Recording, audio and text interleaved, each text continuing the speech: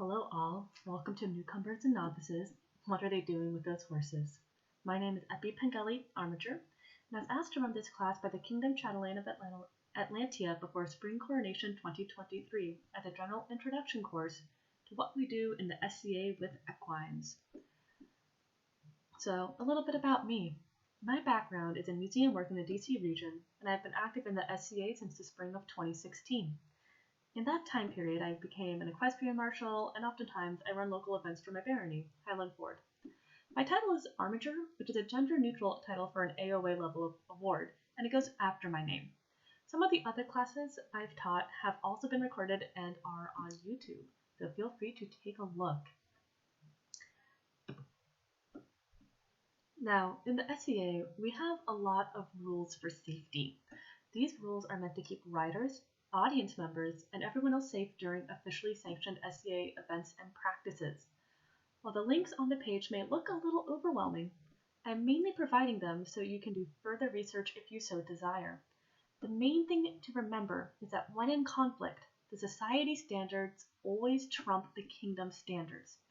That being said, kingdoms can have additional rules to the society policies only if they are not in direct conflict with one another and are in addition to the society policies.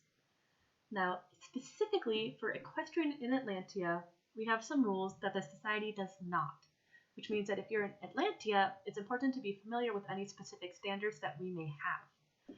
While I'm providing links to what is currently up-to-date policy handbooks, it's important to double-check current policy, because at some point these links will be out of date. While it is possible to Google these terms, such as Atlantean Book of Policy or something, I do recommend going to the Atlantean website and following the links through that interface, because that will bring up the most current version of the documents, whereas other web pages may be hosting older documents that will show up in a generic Google search. Going forward, I'm going to be talking about Atlantean specific policy as of April 2023. This is especially pertinent in regards to authorizations. Before I move to the next slide though, I want to point out the bottom major bullet point on this list. The Atlantean Book of the Horse Supplemental is a great guide that was put together for Atlantean equestrians with paperwork on how to become a marshal, build equipment, and more. Now, on to authorizations in Atlantia. A lot of these authorizations may sound like a big process, but it is possible to get multiple authorizations in one day at one event. In fact, doing so is fairly common in our kingdom. All the information I'm giving you here can be found in the Atlantean Book of the Horse, which you can see the link to on the bottom of this slide. As I mentioned a moment ago though, it's best to go through the links on the web pages from the Atlantean websites to find documents rather than just Googling terms, so that you find the most up-to-date resource. Atlantia differs from other kingdoms in that we have a Groundcrew authorization. Groundcrew members are vital for the equestrian community.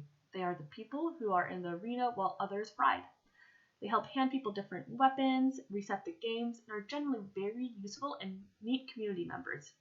In Atlantia, a Groundcrew member is someone who has taken Groundcrew 101 class, read the Atlantean Book of the Horse, and passes a practical part of the authorization, which is normally practicing handing and accepting weapons from riders on horseback. This authorization currently doesn't exist in other kingdoms that we know about, but it is our extra step for ensuring that those who enter the riding arena know basic horsemanship, weapons handling, and the like. It's the first authorization that all equestrians must get in Atlantia before they move on to other authorizations. Next, we have the driving and rider authorizations. Driving authorizations are for those people who are driving their horses in carts, chariots, and other wheeled things at events. Rider authorizations are for those people who can safely be on the back of a horse and manage them in the riding arena. They are not authorized to handle weapons. After receiving their riding authorization, an equestrian may choose to go on to other authorizations. Commonly, they choose to go on to the mounted games authorization. In this authorization, the rider has shown that they can handle the weapons and an equine safely at the same time. In Atlantia, it is sometimes referred to as a Lancer authorization, so you may sometimes hear people refer to it as such. This is the authorization that most equestrians have in Atlantia. It's the one we need to participate in challenge courses and other games. There are other specialized authorizations that people can pursue: mounted archery, foam jousting, crest combat, and mountain combat. In Atlantia, all candidates of these specialized authorizations need to have their mounted games authorization first. These activities often require various armor or protection for the horses and riders and specialized weapons. I know that right now some of these terms and labels may sound like word salad, but in the following slides I'll show you some of pictures of these various activities. Basically, the best takeaway I can give you is that if you see someone doing something really cool from horseback, they worked hard to get their knowledge and equipment up to snuff so they can do it safely. Driving is one of the rarer activities in the SCA. In fact, here you see Ariel and Aiken with their pony Bingo practicing at a local park out of garb. You can see how Ariel is standing on a lower step than Aiken, who is driving Bingo, and at SCA 50 year and some other events, they have people standing in the back, similar to this, doing archery off the back of the chariot or swinging a sword and doing some other games. Reportedly, it's a lot of fun. You can also check out the video of Ariel driving Bingo through a pattern during the online SCA competition, the First Bardic War. One of the armored equestrian competitions you may see at events is Crest Combat. In this competition, the goal is to knock the crest, that is, the little figure on the top of the helm, off. Since this involves swinging swords at humans' heads, and therefore near horses' heads, there are specific armor and weapons requirements for this activity to ensure the safety of the horses and riders. These extra steps leading to a specific authorization and ensuring the combatants know the rules and requirements of the activity and armor helps keep everyone safe. Crests are often a fun way to combine some of the arts and sciences aspects of the SCA with equestrian. It also is just a fun way for the equestrians to show their personalities off. Similar to crest combat, mounted combat has its own safety requirements for armor and weapons. This photo is from Gulf Wars this year, and you can see the combatants swinging their swords together and how their fencing masks don't have any crests on top. The quintessential armored equestrian sport of jousting is also part of the SCA. Similar to crest combat and mounted combat, there are specific armor requirements for horses and riders and a specific authorization. Most often, jousting at SCA events is done with foam tips mounted on wooden lance bases, but there's also wooden jousting, which has even more requirements for safety and is administered at a society level instead of at a kingdom level. Oftentimes at events during the joust, there is a herald who translates some of what the marshals are saying or signaling for the audience to understand regarding who got how many points and such. We try to make it fun for everyone involved, including the spectators. Another specialized authorization in the SCA is for mounted archery. Right now, we don't have a lot of events with mounted archery in Atlantia, but it is a fun activity to watch when we can run it. You can see Ariel and Bingo here at Highland Havoc in 2021 going down the lane aiming at one of the targets off the image. So at SCA events, we often do a variety of historic games. A lot of these games were originally developed as a sort of war games to train the horses to be used to being close to one another and quick agility and responsiveness in a hectic situation. Nowadays, we simply do them for fun. You can see two examples of these games on the slide here. In the top photo, you can see a photo from Gulf Wars where the equestrians are playing Buzkashi, a Middle Eastern game which is basically goat capture the flag. Traditionally, an actual dead goat was used for this game. However, in the SCA, we used large stuffed props with legs instead. In this photo, the goat is the yellow thing that the rider on the left is holding up.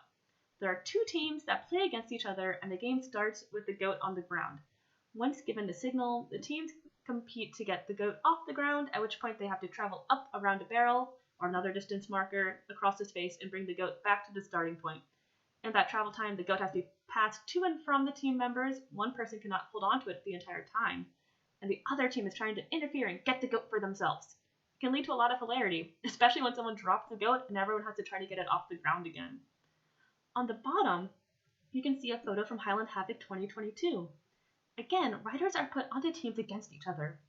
You can see in this photo that each rider has a long flag sort of thing hanging off their arms. These are what we call tippets.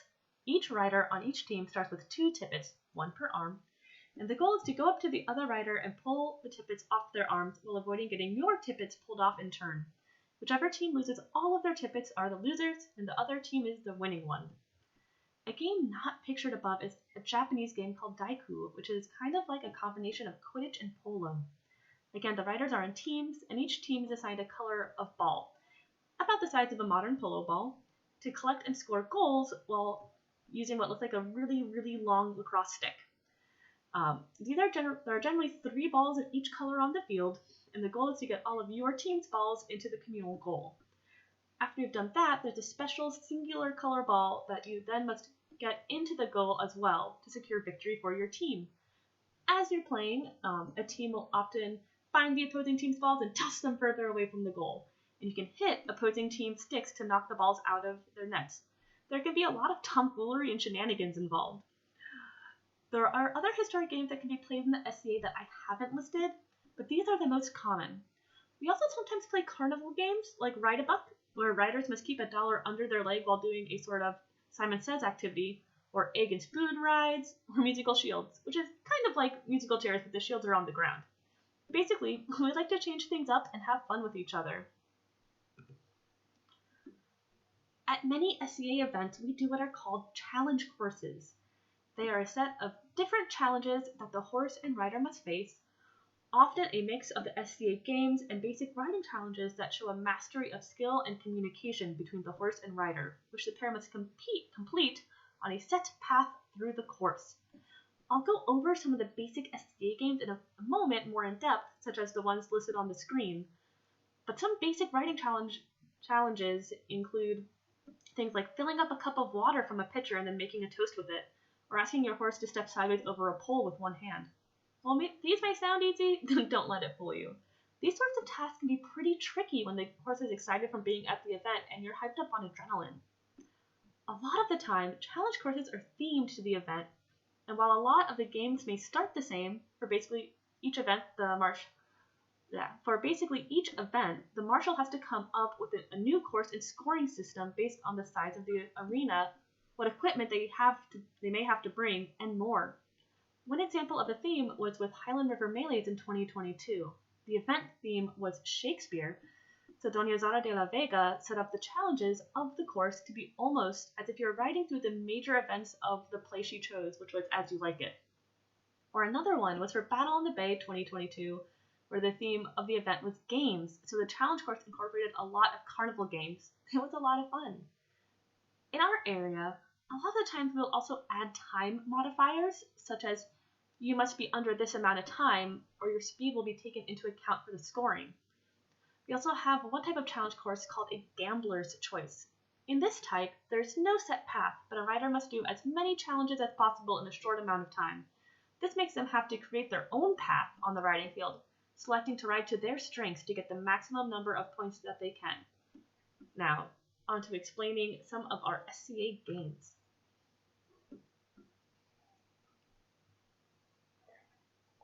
First up, we'll go over a ring set. Rings go by inch increment in size from 1 inch in diameter up to 6 inches, and often the points attributed to them are opposite from their size, meaning a 6-inch ring is worth 1 point and a 1-inch ring is worth 6. 2 and 5, 3 and 4, you get it. The weapon used in this game is what you can see each of the riders above with, is what's called a ring lance. It's basically a long shaft with a thin metal point on the end. We often have multiple sets of rings set up, and sometimes the marshal likes to make them more challenging by having the ring set at different heights or offset from a straight line. The hardest part is to get a ring and be set and ready to go for the next ring after it on the next stand. So the ring lance is often also used for what is called pig sticking, but some people also do a game called tent pegging. There are very specific instructions for pig sticking, and you can find the correct technique online if you search Troy Griffith on YouTube and his pig sticking demonstration video. Basically, you ride up to a pig on the ground. You can see on the left as I approach it on my horse Leo, though the pink is pretty similar to the tan and the sand in the arena. And you must stick the pig well enough while you are in motion that not only do they stay on your lance, but they also stay on the lance while your lance swings back up behind you as your horse's momentum carries you forward. The next step is to bring the lance back forwards to the vertical position, again with the pig staying on. While a lot of times we make the pigs look like actual little pigs, in these photos they kind of look like the pixelated or Minecrafty versions. We also like to make them into other shapes, like birthday presents if the event is a baronial birthday, or other thematic shapes. Tent pegging is the same basic concept as pig sticking, except oftentimes the targets are much smaller, such as playing cards. Another common challenge that you'll see at events is heads. I inserted a little diagram here, which is the layout used for the Inter-Kingdom Equestrian Challenge, a system developed across the kingdoms for equestrians to enter scores and ride against one another. That being said, most equestrian events don't have inter-kingdom challenge activities, but this sure is a handy diagram to show you what we do for heads. As you see in the diagram, there are several posts with heads on them, which riders must weave through and behead the enemy on each of the side of the horse. While the diagram is showing set distances and a straight line, sometimes marshals like to make the challenges, well, challenging, in that the line may not be straight or the distances between the heads may be shorter or longer or uneven. By making these sorts of changes, the rider really needs to focus on their aim with the sword and ability, compensating for the unique heads setup put in front of them that day. A game similar to heads is what we call reeds. This game has a similar objective of knocking the reeds off their stands, which you can see more doing above. Instead of weaving between the stands, though, the rider goes down a channel of reeds using their weapon off each side of their horse. The reeds vary in height in 2-inch increments between 2 inches and 10 inches. Similar to heads, reeds can be made more difficult by having the challenge be on a curve, mixing the heights of the reeds rather than going incrementally smaller in an incrementally smaller order like is shown on the diagram above, and or changing the distances between the stands. A piece of equipment often seen as part of the challenges is the Quintain. If you've seen a reenactment movie, they quintessentially are part of the knight learning how to joust montage, where the knight-to-be is knocked off their horse as a sandbag swings around and hits them. Now, in the SCA, we may not be using sandbags or anything like that, and I've never seen anyone get knocked off a horse by a Quintain, but the premise is the same. A rider comes up to the Quintain with a special blunt Quintain lance. They hit the target, and the top swings around as they ride away. We often have a Groundcrew person available who helps make sure the Quintain target is placed perpendicular to the rider's path, as you can see in these photographs here. So sometimes the wind likes to work against us in that regard. Points assigned to the Quintain can vary depending on how the marshal in charge sets up their challenge. Sometimes it only matters if the rider hits the target. Other times the Quintain has to do one full rotation to be counted for points. In other situations, for each revolution of the Quintain, their points are awarded. It really depends on that specific challenge at that specific event.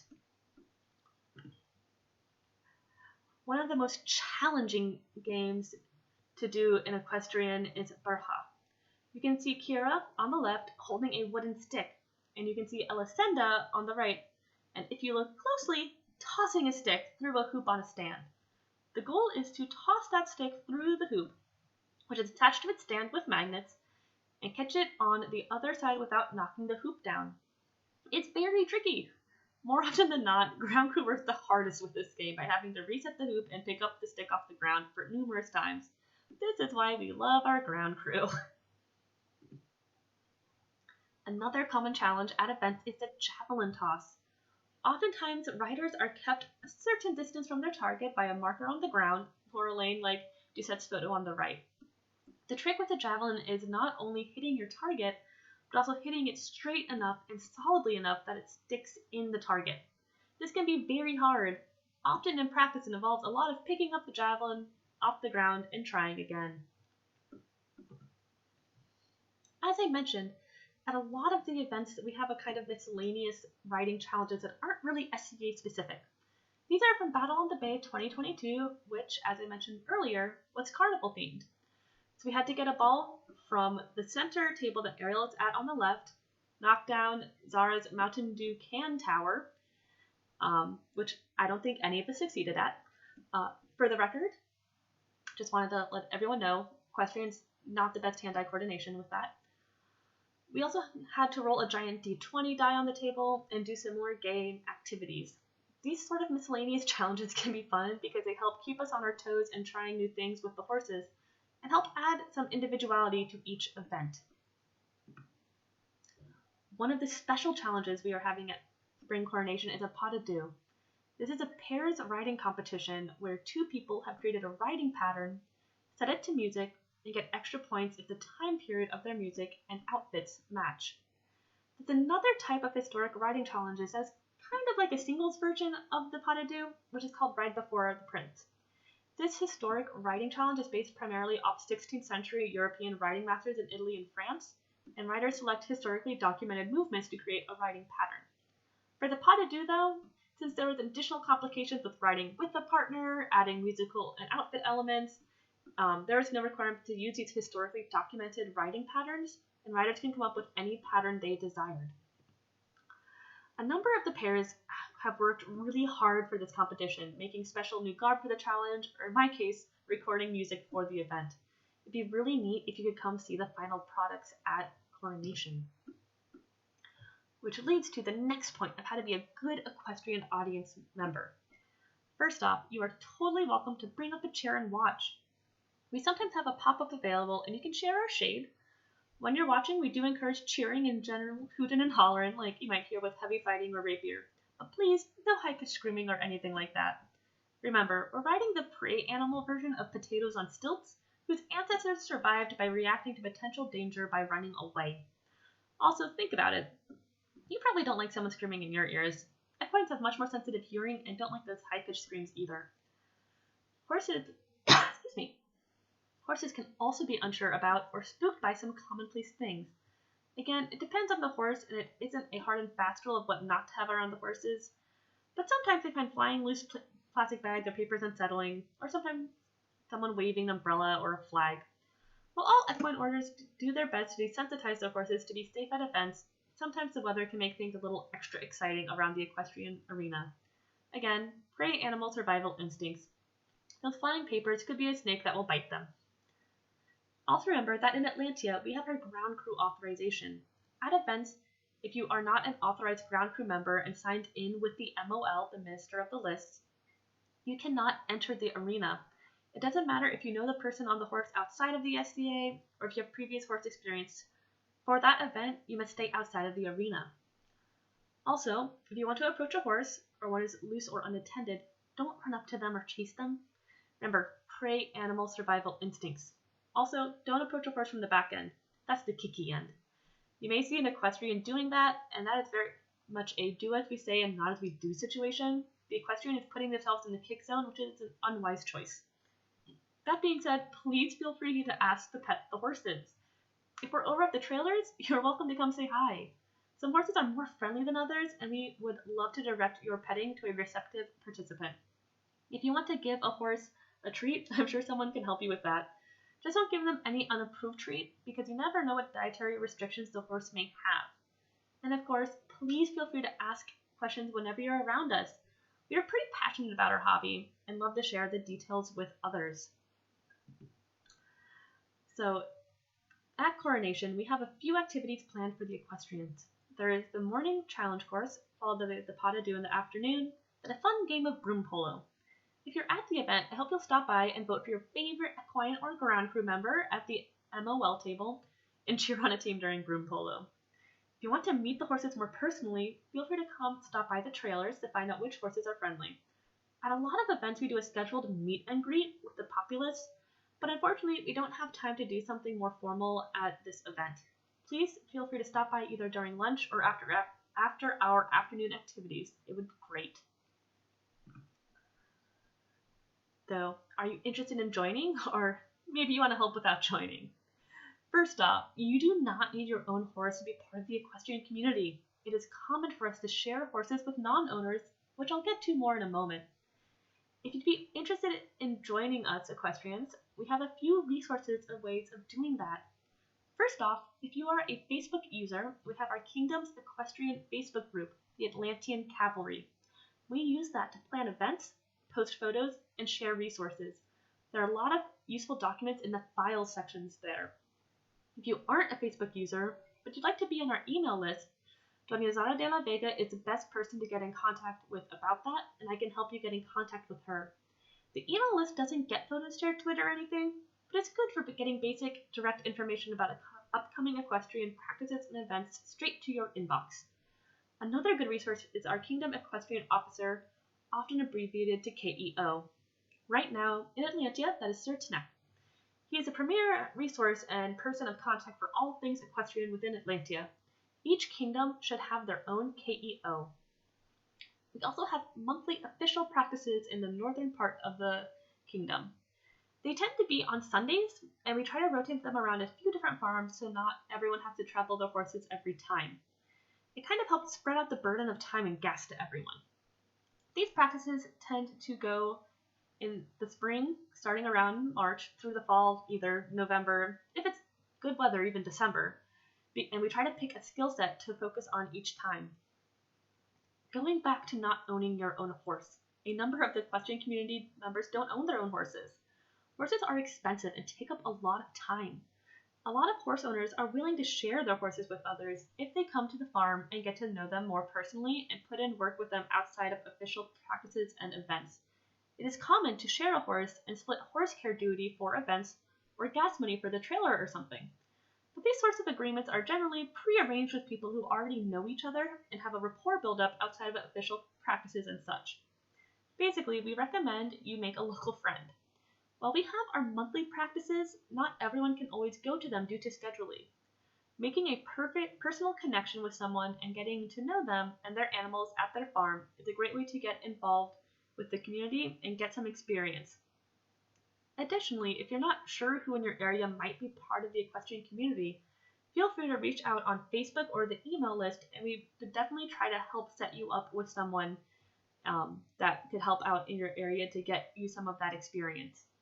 And even if you don't have horse experience, don't let that hold you back. Everyone is a beginner at some point. The only way to learn things is by doing them, so let us find a way to help you do them. And don't forget, even if you aren't the most interested in riding a horse, you can always learn how to Groundcrew and get your authorization. It's a great way to be involved without ever putting your foot in the stirrup if you don't want to do that. If you need to be more tangential to the equestrian community, we'd still love to work with you and have your support. One way is that in Atlantia, we have something called the Minister of the Lists. These people are our paperwork pushers who help make sure all authorizations are done and documented appropriately and help us keep score during events. You may have heard about them in reference to rapier and heavy fighters as well. Becoming an MOL and working with us is a great way to be supportive, and you'll have a skill set you can use at other events for other fighters too. If creating something is more appealing to you, a number of collaborations between equestrians and arts and sciences focused individuals happen. I have definitely been approached by people who want to stretch their skill set by trying a horse-related craft but need a horse to use. A lot of the time, it is common to find a way to split the cost for these sorts of projects, so if you're worried about materials costs or something, open a conversation. We try to be reasonable and understanding and want to create a win-win situation for everyone. On a less intense level, we love getting photos taken at events. We are notoriously bad at taking photos of each other while we ride due to the fact that we are managing the horses and everything else. We love it when people take photos of the horses and share them with us. And as always, we appreciate all and any cheerleaders at events. Please come watch us whenever you want. Now, it is possible to do youth authorizations if they are pre-arranged before an event.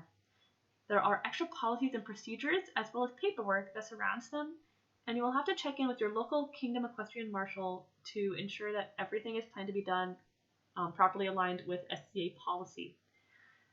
It is also possible to ride in equestrian activities outside of your kingdom, again, if it's pre-arranged between the two Kingdom Equestrian officers, the KEOs, so that way everything is up to snuff and considered appropriate and safe.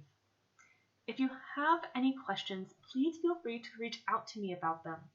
I hope that this was helpful to give you a brief overview of the SCA Equestrian Activities and some of what we do specifically at Atlantian's Spring Coronation 2023.